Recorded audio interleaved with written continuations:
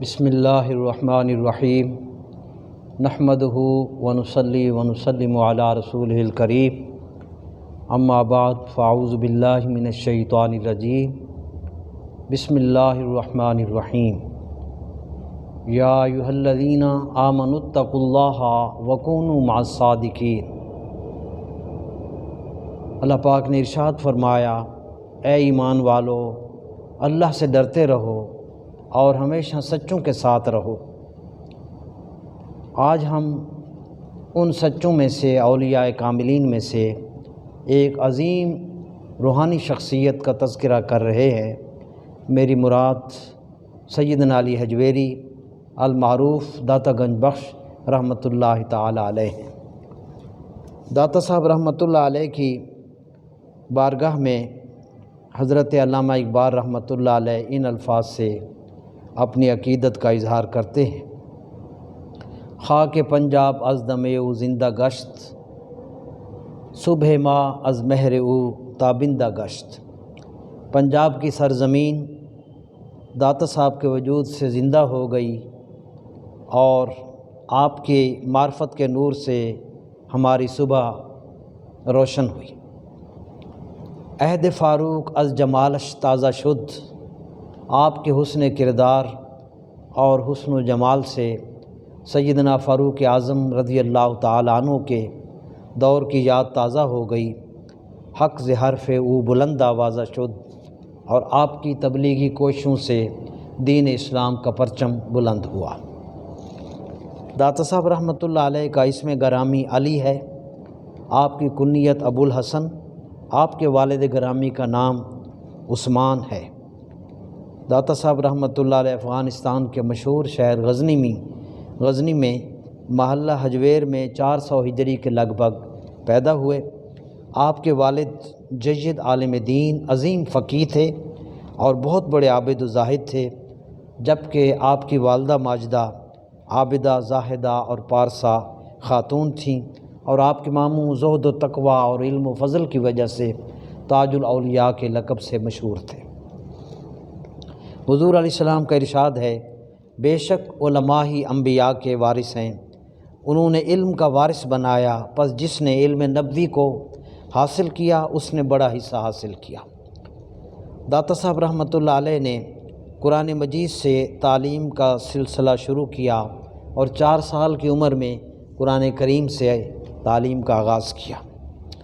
آپ نے اپنے والدین سے تعلیم و تربیت حاصل کرنے کے علاوہ کم و بیش دنیا کے 23 ملکوں اور علاقوں کا سفر حاصل کیا اور علماء اور صوفیاء سے ملاقات کی۔ آپ فرماتے ہیں کہ میں نے صرف شہر خراسان میں 300 بزرگوں سے ملاقات کی، اور ان 300 میں سے ہر ایک بزرگ صاحب مشرب، روحانی قوت کا مالک اور تنہا ساری دنیا کے لیے کافی تھا۔ میں ان سب سے ملا ہوں۔ تعلیم کے بعد پھر آپ نے اپنی روحانیت کی بلندی کے لیے بیعت کا سلسلہ یعنی بیعت کی اور مرید ہوئے، جس کی طرف اشارہ مولانا روم رحمۃ اللہ علیہ نے بھی اپنی ان اشعار سے کیا: مولوی ہرگز نشد مولائے روم، تا غلام شمس تبریز نشد۔ کہ مولانا روم کو یہ کمال ہرگز نہ ملتا اگر وہ حضرت شمس تبریزی رحمۃ اللہ علیہ کی بیعت نہ ہوتے اور ان کے مرید نہ ہوتے۔ اسی چیز کو حضرت سلطان العارفین سلطان باہو رحمۃ اللہ علیہ نے فرمایا کہ جاگ بنا دودھ جمن نہ باہو، بھامے لال ہومن کڑ کڑ کے ہو۔ یعنی علم کے بعد جب تک بندہ کسی کامل کی بیعت نہ ہو، مرید نہ ہو، اس کو نکھار اور عروج نہیں ملتا۔ چنانچہ اس قانون کے تحت داتا صاحب رحمۃ اللہ علیہ اپنے مرشد کی تلاش میں نکلے اور سلسلہ جنیدیہ کے جلیل القدر متبحر عالم دین حضرت شیخ ابو الفضل محمد بن الحسن الختلی رحمۃ اللہ علیہ سے آپ نے بیعت کی۔ داتا حضور رحمۃ اللہ علیہ مذہباً حنفی العقیدہ ہیں۔ یہ خاص بات ہے جس کی طرف توجہ دینی چاہیے، یعنی اہل سنت و جماعت داتا صاحب رحمۃ اللہ علیہ اہل سنت و جماعت سے تعلق رکھتے ہیں، اور آپ حنفی المذہب ہیں، یعنی حضرت امام اعظم ابو حنیفہ رحمۃ اللہ علیہ کے پیروکار ہیں اور ان کے مقتدی ہیں۔ داتا صاحب رحمۃ اللہ علیہ کشف المحجوب میں حضرت امام اعظم ابو حنیفہ رحمۃ اللہ علیہ کی تعریف ان الفاظ سے کرتے ہیں۔ آپ فرماتے ہیں کہ حضرت امام اعظم اماموں کے امام، اہل سنت و جماعت کے مقتدا اور پیشوا، فقہاء کے لیے باعث شرف، علماء کے لیے باعث عزت و احترام ہیں۔ اور پھر کشف المحجوب میں وہ واقعہ تحریر فرماتے ہیں جس میں آپ کو خواب کے اندر نبی کریم علیہ الصلوۃ والسلام اور حضرت امام اعظم ابو حنیفہ رحمۃ اللہ علیہ کی زیارت ہوئی۔ اس واقعہ سے امام اعظم ابو حنیفہ رحمۃ اللہ علیہ کی فقہی بصیرت کی صداقت کا بھی اندازہ ہوتا ہے اور اہل سنت و جماعت کی کمال شان و شوکت کا اظہار بھی ہوتا ہے کہ کس قدر جلیل القدر اولیاء کاملین اس جماعت حق سے وابستہ ہے۔ داتا صاحب رحمۃ اللہ علیہ اپنے مرشد کے حکم سے دین اسلام کی تبلیغ و اشاعت کے لیے لاہور تشریف لائے۔ اس سفر میں آپ کے ساتھ 2 ساتھی آپ کے ہمراہ تھے، حضرت شیخ احمد حماد سرخسی رحمۃ اللہ علیہ اور شیخ ابو سعید حجویری آپ کے ہمراہ تھے، اور یہ سلطان مسعود غزنوی کے دور حکومت کے آخری ایام تھے۔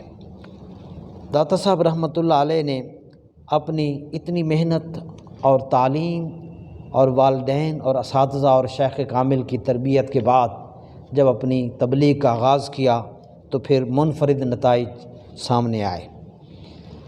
آپ نے جب تبلیغ دین کا آغاز لاہور میں کیا تو کفر و شرک میں ڈوبے ہوئے انسان آپ کی جان کے دشمن بن گئے، مگر آپ نے ہر قدم پر کمال استقامت کا مظاہرہ کیا۔ رفتہ رفتہ لوگوں کے دلوں پر آپ کی پر اثر باتیں اترنے لگیں اور آپ کے دست حق پرست پر لوگ اسلام قبول کرنے لگے۔ آپ کے ہاتھ پر اسلام قبول کرنے والوں میں لاہور کا گورنر رائے راجو بھی تھا۔ اسے آپ نے مسلمان کرنے کے بعد اس کا نام عبداللہ رکھا، جن کا مزار داتا صاحب کے مزار مبارک کے ساتھ ہے اور وہ شیخ ہندی کے نام سے مشہور ہیں۔ اس گورنر کے مسلمان ہونے کے بعد اہل لاہور تیزی سے اسلام قبول کرنے لگے۔ داتا صاحب رحمۃ اللہ علیہ نے اپنی ذاتی خرچہ سے اپنی رہائش گاہ کے قریب ایک چھوٹی سی مسجد تعمیر فرمائی، جس کے بارے میں یہ ایک بہت دلچسپ روایت آپ کے زمانے میں موجود ہے۔ اس مسجد کے متعلق لاہور کے علماء نے اعتراض کیا کہ اس مسجد کا محراب دوسری مساجد کی نسبت جنوب کی طرف جھکا ہوا ہے، یعنی سمت کعبہ درست نہیں ہے۔ تو جب یہ اعتراض سامنے آیا تو عام عالم دین ہوتے تو ان کا رد عمل شاید کچھ اور ہوتا۔ تو داتا صاحب رحمۃ اللہ علیہ نے اس اعتراض کے جواب کے لیے ایک دن سب علماء کو جمع کیا اور خود امامت فرمائی۔ اللہ اکبر! وہ کس قدر پرنور منظر ہوگا۔ امامت فرما کر سلام پھیرنے کے بعد آپ نے بڑے تحمل سے ان سے فرمایا، میں نے سنا ہے کہ آپ لوگوں کو اس مسجد کی سمت قبلہ پر اعتراض ہے۔ ٹھیک فرمایا تھا، وہ سب خاموش تھے۔ تو مختصراً آپ نے فرمایا کہ نظر اٹھا کر دیکھیے قبلہ کس طرف ہے۔ اللہ اکبر! وہ حدیث شریف میں آتا ہے کہ جب میرا بندہ میرا محبوب ہو جاتا ہے، اذا سألنی لأعطینہ، پھر جب میرا محبوب مجھ سے سوال کرتا ہے تو میں اس کو اس کی مراد ضرور عطا کرتا ہوں۔ اللہ اکبر! جب ان علماء نے محراب کی طرف دیکھا تو عین محراب کے درمیان سب نے اپنے آنکھوں سے دیکھا، درمیان سے تمام حجابات اٹھ چکے تھے اور سامنے خانہ کعبہ نظر آ رہا تھا۔ اللہ اکبر! وہ سب کے سب آپ کی عظمت کے معترف ہوئے۔ داتا صاحب رحمۃ اللہ علیہ کے مزار مبارک پر بہت سے اولیاء، علماء، مشائخ حاضری دیتے آ رہے ہیں۔ ان میں سے ایک شخصیت حضرت شیخ احمد سرہندی مجدد الفسانی رحمۃ اللہ علیہ ہیں۔ آپ داتا صاحب رحمۃ اللہ علیہ کے مزار پر حاضر ہوئے اور آپ سے فیض حاصل کیا، اور مجدد صاحب رحمۃ اللہ علیہ نے فرمایا کہ داتا صاحب کے مزار پر انوار پر نور کی ایسی بارش ہو رہی ہے جس سے ہندوستان کے تمام شہر مستفید ہو رہے ہیں۔ اسی وجہ سے حضرت خواجہ معین الدین چشتی اجمیری رحمۃ اللہ علیہ نے داتا صاحب رحمۃ اللہ علیہ کو ان الفاظ سے خراج تحسین پیش کیا۔ گنج بخش فیض عالم مظہر نور خدا، گنج بخش فیض عالم مظہر نور خدا، نا کے سارا پیر کامل کامل آرا رہنما۔ داتا صاحب رحمۃ اللہ علیہ کے چند اقوال ہیں جو میں عرض کرتا ہوں۔ داتا صاحب رحمۃ اللہ فرماتے ہیں، اگر تمہارا کسی مزار کے قریب سے گزر ہو تو کچھ پڑھ کر صاحب مزار کو بخش دیا کرو، تاکہ صاحب مزار کو فرحت حاصل ہو اور وہ تمہارے حق میں دعائے خیر کرے۔ دوسرا جملہ ہے، اگر کسی شخص کی کھجور کی گٹھلی بھی تمہارے ذمے ہو، کھجور نہیں، ہم تو باغ ہی کھا جاتے ہیں، کھجور نہیں، فرمایا کھجور کی گٹھلی بھی تم پر نکلتی ہو تو وہ اس کے حوالے کر دو۔ پھر فرمایا ماں باپ کو قبلہ اور کعبہ سمجھنا چاہیے۔ اگر کوئی شخص مشکل کے وقت اپنے ماں باپ کی قبر پر جا کر دعا کرے تو اللہ تعالیٰ اس کی مشکل حل کر دیتا ہے۔ لقمان حکیم سے نقل کرتے ہیں کہ لقمان حکیم نے فرمایا، میں نے بہت سے پیغمبروں اور بہت سے اولیاء کی صحبت حاصل کی اور ان سے میں نے 7,000 کلمات منتخب کیے، اور پھر میں نے ان 7,000 میں سے 7 کلمات کو سلیکٹ کیا، اور وہ یہ ہیں۔ فرمایا کہ جب نماز میں کھڑے ہوں تو اپنے دل کو سنبھالے رکھو، اور جب کسی کے گھر جاؤ تو اپنی نظر کو سنبھالے رکھو، اور جب غصہ آئے تو اپنے آپ کو سنبھالے رکھو۔ اللہ تعالیٰ کو کسی حالت میں مت بھولو۔ نمبر 5، موت کا خیال دل سے کبھی نہ نکلے، یعنی موت کو ہمیشہ یاد رکھو، اور اگر کسی کے ساتھ تم نیکی کرو تو اس کو بھلا دو، اور تمہارے ساتھ اگر کوئی برائی کرے تو اسے بھی بھلا دو۔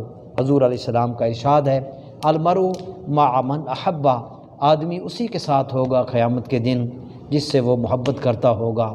ہمارے لیے دعا ہے، ہم دعا کرتے ہیں اللہ تعالی ہم کو ان اولیاء سے محبت عطا فرمائے، اور داتا صاحب رحمۃ اللہ علیہ کا فیض جاری و ساری رکھے۔